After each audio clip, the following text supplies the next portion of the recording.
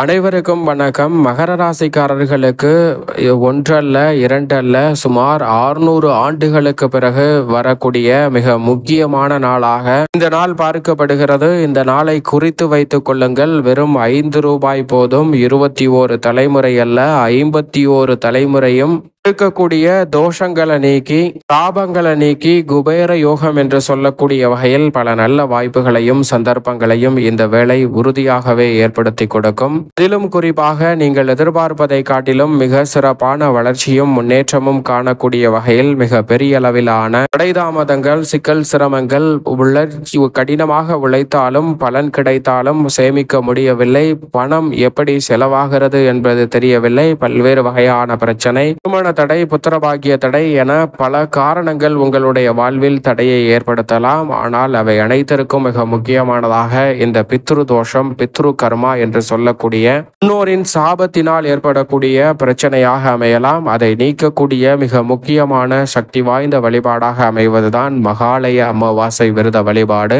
மகத்தான பலன்களை நிறைந்து கொடுக்கக்கூடிய வழிபாடாக இந்த மகாலயம் அமைந்திருக்கிறது. எனவே மகாலய அமாவாசை விரத வழிபாட்டை மேற்கொள்வதன் மூலம் நிச்சயமாக பல பலன்கள் உங்களை தேடி வரும். அது மட்டுமல்லாது வெறும் ₹5 போதும் 51 தலைமுறை சாபம் நீங்கி தங்களுடைய வாழ்வில் குபேர யோகம் உறுதியாக கிடைக்கும். என்றால் நீங்கள் நினைப்பதை காட்டிலும் பல நன்மைகளை இந்த பித்ரு வழிபாடு என்று சொல்லக்கூடிய முன்னோர் வழிபாட்டை மேற்கொள்வதன் மூலம் நிறைவாக உங்களை தேடி வரும் என்பதுதான் யதார்த்தமான உண்மை. இது இந்து முறைப்படி மட்டும்தான் கடைபிடிக்கப்படுகிறதா என்றால் நிச்சயமாக இல்லை. கிறிஸ்துவ முறைப்படியும் அவர்கள் இந்த வேளையில் கல்லறை திருநாள் என்று முன்னோர்களை வழிபாடு செய்கிறார்கள். அவர்களுடைய ஆன்மா சாந்தி அடைவதற்காக, ஆன்மா இளைப்பாறுதல் பெறுவதற்காக அவர்கள் முறையில் பூஜைகளை செய்கிறார்கள், அன்னதானம் செய்கிறார்கள், இப்படி பலவற்றை செய்கிறார்கள். இப்படி அனைத்து மதத்தினருமே அவர்களது முன்னோரை வழிபாடு செய்வதன் மூலம் அவர்களுடைய வாழ்வில்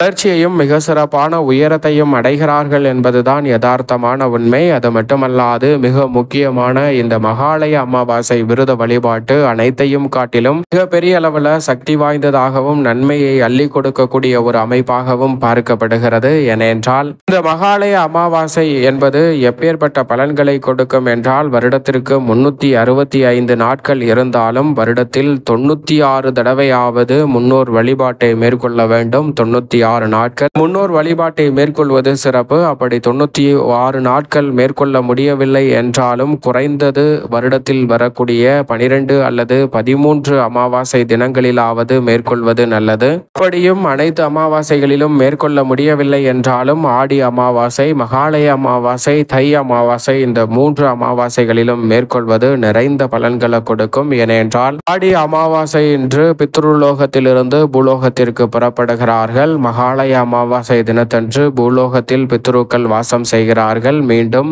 தை அமாவாசை தினத்தன்று பித்ருலோகத்தை அடைகிறார்கள். அவர்கள் பூலோகத்தில் இருந்து பித்ருலோகம் செல்லக்கூடிய வழியில் அவர்களுக்கு ஒளியை கொடுப்பதற்காக தான் கார்த்திகை, தீபாவளி உள்ளிட்ட ஒளி திருநாட்கள் இந்த தருணத்தில் மிகவும் விமர்சையாக கொண்டாடப்படுகிறது. எனவே முன்னோர்களின் ஆசீர்வாதம் கிடைக்க வேண்டும் என்றால் நிச்சயமாக விரத வழிபாட்டை மேற்கொள்வது நல்லதாக அமையும். அதோடு மட்டுமல்லாது இந்த 3 அமாவாசைகளிலும் இந்த விரத வழிபாட்டை மேற்கொள்ள முடியவில்லை என்றாலும் கூட மறந்தவனுக்கு மகாலயம் என்று சொல்லக்கூடிய வகையில் தவறாமல் மகாலய அமாவாசை விரத வழிபாட்டையாவது நிச்சயமாக மேற்கொள்வது நல்ல பலனையும் மகத்தான மனநிறைவையும் மகிழ்ச்சியையும் அள்ளி கொடுக்கும் என்பதுதான் யதார்த்தமான உண்மை. அது மட்டுமல்லாது பித்ரு தோஷம், பித்ரு கர்மத்தை நீக்கக்கூடிய இந்த வழிபாட்டை மேற்கொள்வதன் மூலம் நீங்கள் எதிர்பார்ப்பதை காட்டிலும் மிக பெரிய அளவில் வளர்ச்சியும் முன்னேற்றமும் நிறைவாக கிடைக்கும். மகாலய அமாவாசை விரத வழிபாட்டை மேற்கொள்வதன் மூலம் பயம் நீங்கும், செல்வம் பெருகும், பெயர் புகழ் அதிகரிக்கும். இந்த தருணத்தில் நீங்கள் எதிர்பார்க்கக்கூடிய பதவி உயர்வு, நல்ல வேலை போன்றவை கிடைக்கும், அறிவாற்றல் அதிகரிக்கும், திருமண தடை நீங்கும், புத்திரபாகியம் கிடைக்கும். கிடைப்பதை காட்டிலும் பொருளாதார ரீதியான வளர்ச்சியும் ஆடை ஆபரண சேர்க்கையும் கிடைப்பதோடு உடல்நல ஆரோக்கியம் திருப்திகரமாக அமையும், தொழில் ரீதியான வளர்ச்சி கூடும். இந்த தருணத்தில்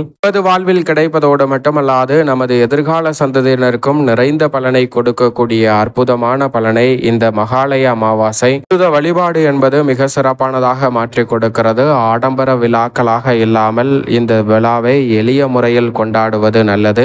இது மட்டுமல்லாது இந்த மகாலய அமாவாசை தினத்தன்று முன்னோர் வழிபாட்டை மேற்கொள்வதால் பல தடைகள் தங்களுடைய வாழ்வில் விலகும். நீங்கள் நினைத்த காரியம் கைகூடும். மகாலய அமாவாசைக்கு பிறகு வரக்கூடிய 9 ராத்திரிகள் நவராத்திரிகளாக பார்க்கப்படுகிறது. நவராத்திரியின் துவக்கத்தை இந்த மகாலய அமாவாசையானது குறிக்கிறது. அது மட்டுமல்லாது மகாலய அமாவாசை தினத்தன்று சூரிய கிரகணமும் வருகிறது. சூரிய கிரகணத்தின் போது சற்று கவனத்துடன் இருங்க. இரவு நேரம் என்பதால் பெரிய அளவில் பிரச்சனை இல்லை என்றாலும் சற்று விழிப்புணர்வுடன் இருப்பது நல்லது. கிரகணம் முடிந்ததற்கு பிறகு குளித்துவிட்டு வீட்டை சுத்தம் செய்துவிட்டு ஆலய வழிபாட்டை மேற்கொள்வது நல்லதாக அமையும். சூரிய கிரகணத்தை வெறும் கண்களால் பார்ப்பதை தவிர்த்திடுங்க. சந்திர கிரகணத்தை பார்க்கலாம், ஆனால் சூரிய கிரகணத்தை உபகரணங்கள் இல்லாமல் பார்ப்பது நிச்சயமாக கண்களுக்கு பாதிப்பை ஏற்படுத்தும். அதனால் பார்ப்பதை தவிர்ப்பது நல்லது. இது மட்டுமல்லாது இந்த மகத்தான மகாலய அமாவாசை விரத வழிபாட்டை மேற்கொள்வதன் மூலம் நீங்கள் எதிர்பார்ப்பதை காட்டிலும் பல நல்ல முன்னேற்றங்கள் தங்களுடைய வாழ்வில் குபேர யோகம் என்று சொல்லக்கூடிய வகையில் கிடைப்பதோடு முன்னோரின் சாந்தி அடையக்கூடிய அமைப்பு வலுவாக கிடைப்பதால் மிக பெரிய அளவிலான தடை தாமதங்கள் விலகும். இத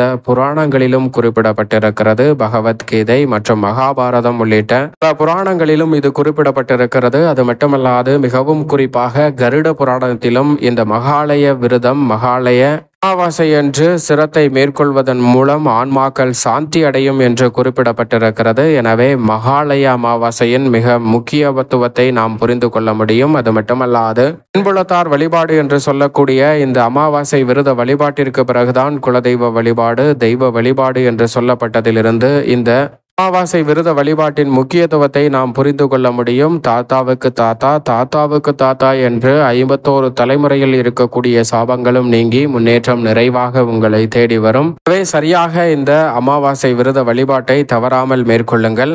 அதே சமயம் நமது மனதில் ஒரு பயம் தோன்றலாம், ஒரு எண்ணம் உருவாகலாம். அது என்னவென்றால், அதாவது நமது முன்னோர்கள் தற்போது மறுபிறவி எடுத்திருந்தால் நாம் செய்யக்கூடிய இந்த பித்ரு பூஜை வீணாகிவிடுமா, இதற்கான பலன் கிடைக்காதா என்ற ஒரு குழப்பம் நமக்கு ஏற்படலாம். அதற்கு நிச்சயமாக குழப்பம் கொள்ள வேண்டிய அவசியமே இல்லை. ஏனென்றால் அனைவருமே மறுபிறவி எடுப்பார்கள் என்றாலும் கூட 51 தலைமுறையில் மறுபிறவி எடுத்திருந்தாலும் 51 தலைமுறை முழுக்க மறுபிறவி எடுத்திருந்தாலும் பித்ரு தேவதையின் ஆசீர்வாதமும் அருளும் நிறைவாக உங்களை தேடி வரும். நீங்கள் நினைப்பதை காட்டிலும் எண்ணற்ற வகையில் உங்களுடைய வாழ்வில் இருக்கக்கூடிய பிரச்சனைகளை நீக்கி மகிழ்ச்சியை ஏற்படுத்தி கொடுக்கும். யார் இந்த வழிபாட்டை செய்ய வேண்டும் என்றால் உறுதியாகவே தாய் தந்தை இல்லாத ஆண்கள் மேற்கொள்ள வேண்டும். தாய் தந்தை இல்லாத பெண்கள் சகோதரரோ அல்லது கணவரோ இருக்கும் போது மேற்கொள்ளக்கூடாது. அதே போன்று இந்த வழிபாட்டை பெண்கள் தாய் தந்தை இல்லை என்றாலும் சகோதரர் இருக்கும் பட்சத்தில் நிச்சயமாக மேற்கொள்வதை தவிர்க்க வேண்டும். ஆனால் அன்றைய தினத்தில் விரதம் இருக்கலாம், இறை வழிபாட்டை மேற்கொள்ளலாம், அனைவருக்கும் அன்னதானம் உள்ளிட்ட